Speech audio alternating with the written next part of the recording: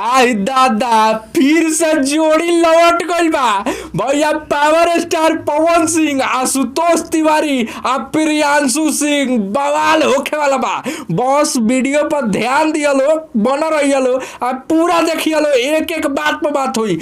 काल जौन बा कि पोस्टरों रिलीज हो सकता बबुआ। एगो बहुत ही कमाल के बवाल गाना पवन सिंह के लोकगीत, कैसे कि भैया अब तो नवरात्रि बीत गई और पवन सिंह के कोनो गाना रिलीज हो ही ना। तू लोग कह बोलो कि भाई विदाई गीत कहाँ गई है, विदाई गीत कहाँ ना आई। तो भाई विदाई गीत के सब कुछ हो गए रहा, लेकिन हमारा भैया के मूडे ना बनल। भैया गइबे ना कैलन, जब भैया गइबे ना कैलन तो गाना आई कैसे? ओमे हमनी के कोनो दोष नहीं किया, चांदनी सिंह कामो कइलर लिया, वीडियो शूट हो गइला, सिर्फ गाना डबिंग ना भइल तो हमार भैया ना गइलन तो गाना आऊ कैसे? लेकिन भाई यही बेरा निकल के आइल एगो बाका अपडेट कि पवन सिंह के आवता एगो लोकगीत आ उहो आशुतोष तिवारी आ प्रियांशु सिंह के साथ है।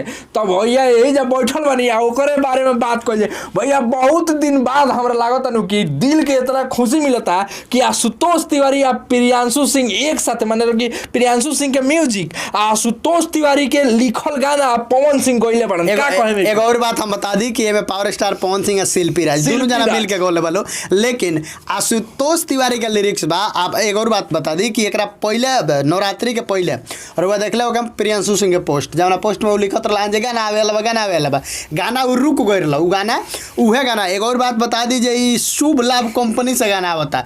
अब बहुत दिन के बाद अगर शुभ लाभ कंपनी से आवता तो बहुत बेहतरीन गाना बा। गाना के फ्लेवर जहां तक बात करब तो देसी अंदाज के गाना बा, एकदम माटी के चीज बा। आ शिल्पी राज के जब गावल गइल बा तो कहीं ना कहीं जौन बाकी देखो गाना तो सुने के मिल गइल बा, गाना के बारे में पता चल गइल बा, ठीक बा, लेकिन डिस्क्लोज तो नहीं ना भाई बैठल बड़ा सन भोजपुरी मान के चलो भाई जे हमनी के केहू सुना देता, हमनी के केहू बता देता तो कम से कम हमनी के तार लोग के बता देते अगर कालो पोस्टर आ सकता अगर काल पोस्टर आ गइल तो काले तांडव हो जाए। लेकिन एक और बात हमरा के एगो बात बताई कि जैसे कि पवन सिंह छठ से पहले 2-3 गो गाना छोड़ियन लोग ई 2-3 गो गाना चाहत रहे पवन सिंह जे एक गाना के दबदबा जौन बाकी पूरा नवंबर के लगन पर भइले। देखी शुरुआत यही बेरा शुरुआत भइल। आ प्रियांशु सिंह छोटा थी ना कहल जा, छोटा पैकेट बड़ा धमाका, इनको पता बा कि आवत लगन, ठीक बा।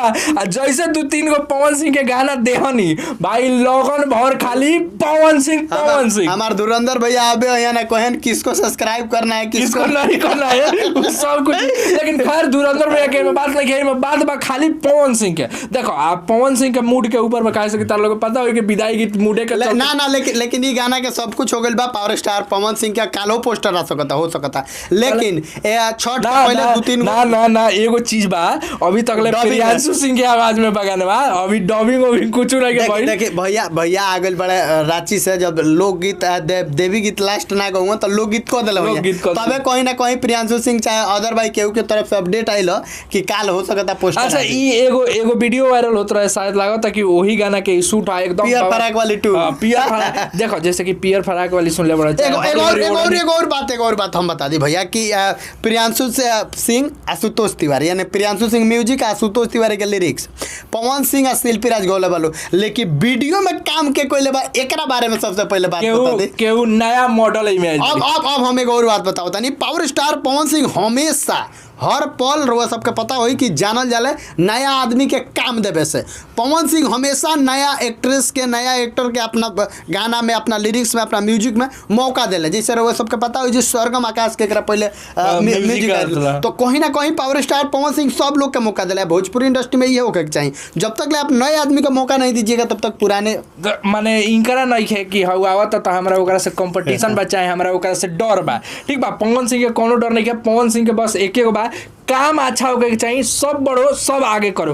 तो खैर कुल मिला जुला के बात ये बा भैया कि पवन सिंह के एगो लोकगीत बहुत ही बवाल लोकगीत, जैसे कि तू लोग सुन ले बोलो हरी हरी ओढ़नी, पियर फराक वाली, ओई लेवल के आवे वाला बा, पारंपरिक टाइप के पारंपरिक टाइप के पवन सिंह के कोनो धुन बा ओही पर आवे वाला बा। तो तार लोग के तो पता बा कि का करे के बा, चैनल के सब्सक्राइब कर लेवे के बा, अपन राय कमेंट बॉक्स में जरूर देवे के बा, जरूर वीडियो के खूब ज्यादा शेयर करे के बा, ठीक बा। एगो औरी बात बा कि पवन सिंह ढेर दिन बाद लोकगीत में आइल बड़न वो चुम्मा और एगो औरी है गानवा आइल उ रिमिक्स काजरा मोहब्बत वाला ओकरा बाद पवन सिंह लोकगीत में आइल बड़न तो कहीं ना कहीं बाकी वीडियो खूब ज्यादा शेयर करी, चैनल पर नया बने तो सब्सक्राइब बवाल होखे वाला बा।